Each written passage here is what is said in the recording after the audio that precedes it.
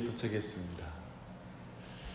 출애굽기 마지막 성막 만들 때부터 혼미해지기 시작했는데 이제 레위기에 도착해서 잠들 지경에 이르렀는데 이제 그 의미를 좀 알아갈 때 레위기가 참 은혜로 와닿습니다. 정말 레위기는 중요한 책입니다. 이제 말씀 나눕니다. 사람에게 가장 나쁜 소식이 있습니다. 그것은 거룩하고 선하신 하나님이 사람과 함께하기 원한다는 것입니다. 왜 하나님이 거룩하고 선한 것이 우리에게 나쁜 소식이 될까요? 그 이유는 사람이 부정하고 악하기 때문에 그렇습니다. 마치 불에 가까이 가면 사람이 위험해지는 것처럼 거룩하신 하나님께 가까이 갈수록 부정한 죄인은 위험해집니다. 그래서 레위기는 자신의 백성과 함께하고 싶어하는 거룩하고 선하신 하나님, 그리고 거룩하신 하나님을 만나면 죽을 수밖에 없는 죄인, 그 평행선을 어떻게 만나게 할 수 있을 것인가, 그것을 다루는 것이 바로 레위기입니다. 그래서 이 주제가 사실은 성경의 핵심 주제예요. 그리고 그런 면에서 레위기는 구약뿐만 아니라 모든 성경의 핵심적인 주제를 자세하게 직접적으로 다루고 있는 책이라고 이해하면 됩니다. 그래서 굉장히 중요하죠. 지금 넓은 의미에서 레위기의 위치를 확인했습니다. 근데 이 주제를 창세기와 출애굽기를 통해서 잠깐 돌아보면서 한번 정리했으면 좋겠습니다. 우리는 창세기를 통해서 사람이 거룩하고 선하신 하나님의 말씀 안에 거했을 때 참으로 생명과 그리고 행복을 누릴 수 있다는 걸 봤어요. 하지만 그것을 거절했을 때 그들이 하나님이 임하신 동산에서 쫓겨나는 것을 보게 됩니다. 그러나 하나님은 그 백성의 중심에 임하고 싶어하는, 그 백성과 함께하고 싶어하는 하나님의 갈망은, 계획은 한 번도 취소된 적이 없습니다. 하나님은 아브라함을 불러 하나님의 말씀을 믿는 하나님의 백성이 되게 하세요.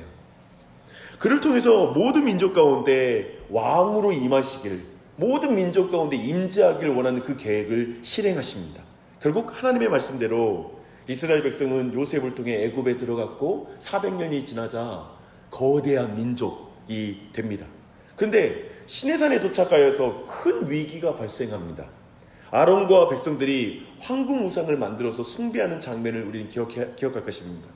그것은 에덴에서 일어났던 반역 사건의 다시 반복이었습니다. 그 위기는 중보자 모세를 통해서 극적으로 해결돼요. 그때 하나님 말씀하시죠. 마치 에덴 동산에서 쫓아내는 것처럼 나는 이 백성과 더 이상 함께하고 싶지 않다라고 말할 때 모세에 의해서 그 문제가 해결이 돼요. 그런데 출애굽기 33장을 보면 하나님은 이렇게 말해요. 너희들 가나안 올라가라. 나는 같이 안 가겠다. 왜냐하면 내가 같이 올라갔다간 이 부정하고 악한 백성을 내가 칠까 염려가 된다. 죽일까 염려되어서 나는 같이 안 가겠다라고 말씀하십니다. 그런데 그때 제가 아는 바로 성경에서 가장 강렬하고 아름다운 중보기도가 드려집니다.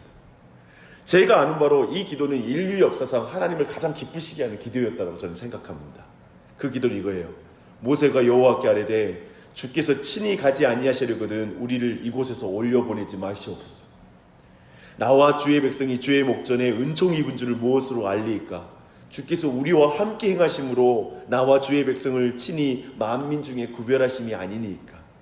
정말 아름다운 기도예요. 이 아침에 이런 기도 드려보세요. 하나님, 오늘 하루 하나님 나와 함께 가지 않으면 저는 이 하루를 출발할 수 없어요. 하나님이 함께하지 않으면 내가 하나님 앞에 선택받는 줄 누가 알겠습니까? 이 고백은 최고의 기도입니다. 이걸 가정을 위해서 기도해 보십시오. 자녀를 위해서 기도해 보십시오. 최고의 중보적 기도가 될 것입니다. 돕는 기도가 될 거예요. 모세는 정확하게 인류를 창조부터 사람에게 가지신 하나님의 그 갈망을 정확히 파악하는 거예요. 그리고 이스라엘을 왜 출애굽시켰는지 그 이유를 분명히 알고 있어요. 그래서 그 기도를 드리는 것입니다.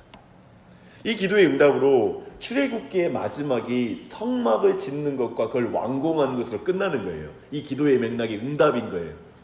성막은 곧 이스라엘 진영의 중심에 위치했잖아요. 그래서 출애굽의 끝은 이 완성된 성막에 하나님이 임재하는 장면으로 마무리가 됩니다. 그 임재가 얼마나 강렬했는지 40장 35절을 보면 모세조차도 회막 안에 들어가지 못했다라고 기록되어 있습니다.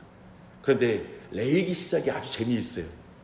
여호와께서 회막에서 모세를 부르시고로 시작합니다. 모세조차도 레위기가 출애굽기의 연장인 것을 분명히 보여주는 거예요. 출애굽과 연속되는 것을 분명히 확인하고 있어요. 레위기 전체의 내용은 성막이 완성된 지 미처 한 달도 되지 않은 시간 안에 주어진 것입니다. 하나님은 회막에 들어오지 못하는 모세에게 무엇라고 말씀하셨을까요? 당연히 레위기를 말씀하시는 거예요. 그래서 부정하고 악하고 의롭지 못한 자가 어떻게 회막 안으로 들어갈 수 있는지를 알려주는 거예요. 하나님의 임재 안으로 들어가는 방법을 알려주는 것이 바로 레위기의 주제입니다. 레위기는 크게 세 가지로 구성되어 있어요. 뭐냐면 제사와 절기, 그리고 제사장, 그리고 정결함의 규정이 크게 레위기를 구성하고 있는 큰 내용들입니다. 제일 먼저 이제 1장에 하나님은 번제에 대해서 말씀하십니다. 제일 먼저 이 번제를 다룬 이유는 뭘까요? 아마도 죄인이 가장 먼저 해결해야 될 문제, 가장 시급한 문제가 죄와 오염의 문제이기 때문에 그럴 것입니다. 번제는 짐승을 대신 죽이는 희생제를 통해 거룩하신 하나님과 교제할 수 있도록 하는 그 방법을 알려주는 것입니다. 중요한 것은 의식의 절차와 형식 속에 있는 그 의미들을 우리가 파악할 때 이 안에 은혜가 있어요. 우선 번제는 영어로 burnt offering입니다. 곧 불살라 드리는 제사예요. 그래서 번제라는 것 자체는 제사의 형식을 따와서 붙인 이름입니다. 히브리어의 의미는 뭐냐면 올라가는 것이라는 의미입니다. 곧 불살라 드리는 제사라는 의미를 가진 게 번제의 의미입니다. 근데 그러나 생각해 보십시오. 이것이 또한 여호와께 향기로운 냄새라고 말하거든요.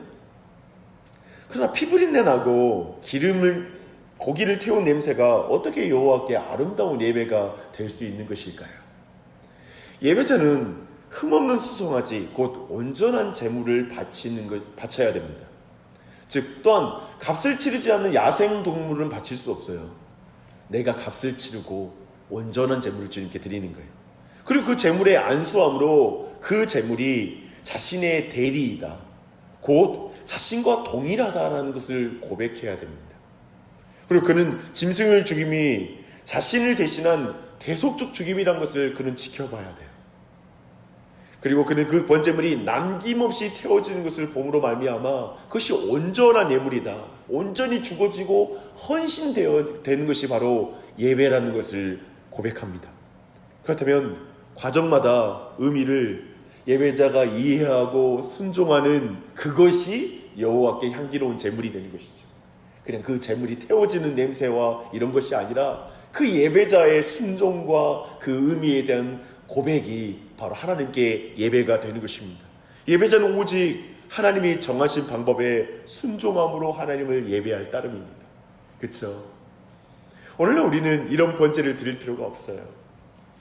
흠없는 어린 양이시고 대제사장이신 예수님이 우리를 대신하여 십자가에서 온전한 헌신과 대속의 죽음을 죽으셨기 때문에 그렇습니다. 우리는 이 방법을 믿음으로 하나님께 향기로운 예배를 지금 드릴 수 있어요. 이 예수님을 믿음으로. 그래서 이 아침에도 예수님의 이름으로 기도한다는 의미에는 그런 것입니다. 우리의 기도가 하나님께 들릴 수 있는 가능성은, 그 이유는 오직 흠없는 예수 그리스도의 이름을 의지할 때, 온전한 흠없는 제물이 되신 예수 그리스도, 온전히 모든 걸 드리신 예수 그리스도를 붙잡을 때 우리의 기도 또한도 주님께 들릴 줄 믿습니다. 그런 은혜가 넘치기 바랍니다. 레위기 2장은 1장과 대조적인 예배를 설명하고 있어요. 피가 없는 유일한 제사예요. 소제입니다. 당연히 제물은 곡식입니다. 소제는 히브리어로 선물이라는 뜻이에요. 그 의미는 뭐냐면 사실 이 예배는 다른 예배와 함께 드리는 거예요. 당연히 제물은 소제의 특징은 혼자 드리기보다는 속죄제나 화목제와 함께 드리는 그런 예배입니다. 그러면서 피가 없이 홀로 드려질 수 있는 예배는 사실 없어요. 그렇죠?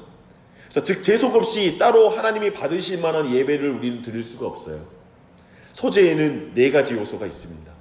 고운 가루, 그리고 기름, 유향, 그리고 소금입니다. 사실 이 고운 가루라는 구체적인 표현에서 느끼듯이 거친 곡식을 가루로 만드는 시간과 노력과 정성이 소재를 드리는 예배자의 태도가 바로 하나님께 향기로운 예배가 된다는 의미가 있습니다. 그렇겠죠. 또한 구체적인 이유를 찾기는 어렵지만 소금은 방부제를 의지하는 것으로 보아 부패한 마음이 아니라 또 누룩이 섞인 부풀려진 마음이 아니라 있는 그대로의 진실하고 그리고 깨끗한 마음이 하나님께서 받으실 만한 예배라는 걸 보여줍니다. 소재는 모든 예배에서 피의 제물과 함께 더해주는 것을 봐서 사실 예배자의 태도를 특별히 하나님이 받으신다는 것을 강조합니다. 여기서 보십시오. 여기도 굉장히 중요해요. 제가 늘 강조하지만 진리와 진심의 예배가 있는데 진심만 남는 예배는 하나님이 받지 않으십니다. 진리를 뒤따르는 진심을 받으시는 거예요. 그런 의미에서 피의 제물에 뒤따르는 소재를 하나님이 받으시는 거예요. 피가 없는 예배를 받으시는 게 아니죠. 이건 굉장히 중요한 예배의 원리를 말하고 있습니다. 2장 1절을 보십시오. 누구든지 소재의 예물을 드리려거든 이라고 말합니다. 이건 자원함의 예배예요. 그런 의미에서 어쩌면 수고시 많은 의무, 반드시 드려야 하는 예배 외에 내가 드려야 되잖아요. 그러니까 얼마나 정성이 되겠어요. 빠으면서 난 더 하나님을 예배하고 싶어. 더 하나님과 친교를 나누고 싶어. 내가 더 많은 걸 드리고 싶어. 이게 예배에서 굉장히 중요하다는 거예요. 우리가 예배 드릴 때, 주일 예배를 드릴 때 내가 의무적으로 그냥 그 자리에 앉아 있는 것 중요하죠. 순종함으로 거기 앉아 있는 것 중요해요. 근데 하나님, 내가 이 시간 더 하나님을 가까이 만나고 싶어요. 더 하나님을 쫓고 싶어요. 내가 주님과 더 동행하고 싶어요. 온전히 드리고 싶어요. 어떤 그 마음도 하나님이 기뻐 받으시는 예배가 될 수 있는 거예요. 예수님의 보혈을 의지하는 거 안에 더해지는 그 마음 말입니다. 여러분은 이 한 날 그런 날이 됐으면 좋겠어요. 이 한 날 대강 사는 게 아니라 그냥 내 이 한 날을 어떻게 사는 게 아니라 더해진 마음, 하나님을 더 예배하고 싶어하는 마음이 우리 마음에 우리를 사로잡기를 기도하는 아침이 되시길 바랍니다. 이제 3장에서는 화목제가 나옵니다. 화목제의 의미는 평화예요. Peace offering이에요. 샬롬입니다. 화목제는 특징이 있습니다. 예배자가 제물의 일부를 먹을 수 있는 특징이 있어요. 유일해요. 이것을 거룩한 식사라고 말합니다. 이 식사는 예배자와 하나님 그리고 그 사이에 중보자인 그 예배를 집전하는 제사장 그 사이에서 이루어지는 거룩한 식탁입니다. 그리고 기쁨으로 서로 교제를 나누는 것입니다. 사실 그렇다면 이건 예배의 절정 아니에요? 이제 함께 화목하면서 식사 나누는 것, 교제 나누는 것. 그런데 화목제에서 또 강조되는 게 뭐냐면 기름진 부위는 태우는 것이 또 강조돼요. 사실 이 기름은 가장 맛있고 즙이 많은 부위를 말합니다. 너무 한국인이 좋아하는 마블링. 굉장히 지금 어색하시죠? 네, 사실은 굉장히 잘 태워지는 부위이기도 해요. 이 부위를 드림으로 하나님의 가장 존귀한 분이시라는 걸 인정하는 거예요. 그런 거 있잖아요. 가장 맛있는 부위를 가장 존귀한 사람에게 주게 되잖아요. 그래서 나중에 사사기 시대에 엘리 제사장의 두 아들 홈니와 비니아스가 이스라엘이 드리는 희생 제물 가운데 기름진 부위, 곧 가장 좋은 것을 취했다라는 게 범죄가 되는 게 이거예요.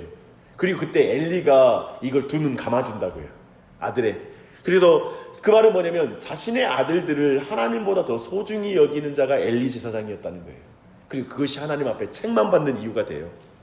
주 안에 사랑하는 여러분, 그런 이 번제를, 이 화목제를 생각해 보십시오. 우리는 얼마나 불안해요. 그런데 우리에게 너무나 큰 소망이 있어요. 신약은 예수님을 화목제물이라고 말씀하셨습니다. 신약에서 무엇보다 가장 평화롭고 풍요로운 장마는 아마도 최후의 만찬이 아닐까 싶습니다. 십자가 사건이 일어나기 직전에 예수님은 자신의 살과 피를 기념하는 식사를 행하셨어요. 제자들은 그것을 받아 먹고 마시고 배불렀어요. 거룩한 식사를 한 거예요. 오직 예수 그리스도의 살과 피로만 우리 모두가 평화를 누릴 수 있다는 고백이 성찬입니다. 오늘 여러분에게 성찬의 은혜가 넘치길 바랍니다. 우리 모두 성찬의 은혜가 넘치는 이 한날이 되길 기도했으면 좋겠어요. 그래서 온 가족이 화목제물 안에 샬롬을 누리는 것, 그 은혜가 우리에게 넘치도록 기도하는 이 아침이 되시길 바랍니다. 죄인인 우리가 어떻게 하나님과 교제할 수 있습니까? 어떻게 우리 자신이 하나님이 거하시는 거룩한 성막이 되어버렸어요. 우리가 어떻게 됐습니까? 오직 우리를 대신하여 번제물과 화목제물이 되신 예수 그리스도의 공로인 줄 믿습니다. 오늘 이 아침에 그 이름을 의지해 기도하시게요. 그 이름을 기도하시되 오직 예수님을 의지함으로 향기로운 예배의 삶을 살 수 있도록 이 한날도 인도해 주시옵소서. 온전한 예배의 회복을 위해 기도하십시오. 그리고 더하는 예배, 내가 정말 자원하여 더 드릴 수 있는 그 예배가 드려지는 예배가 드려지도록, 그리고 오늘 하루 깊이 하나님과 친밀함을 누리는 샬롬의 은혜가 넘치는 한 날이 되도록 기도하는 아침이 되시기 바랍니다. 그리고 또한 특별히 교회 공간 확장을 위해서도 지속적으로 함께 기도함으로 그것이 그런 예배가 드려지는 아름다운 장소가 될 수 있도록 기도했으면 좋겠습니다. 기도하겠습니다.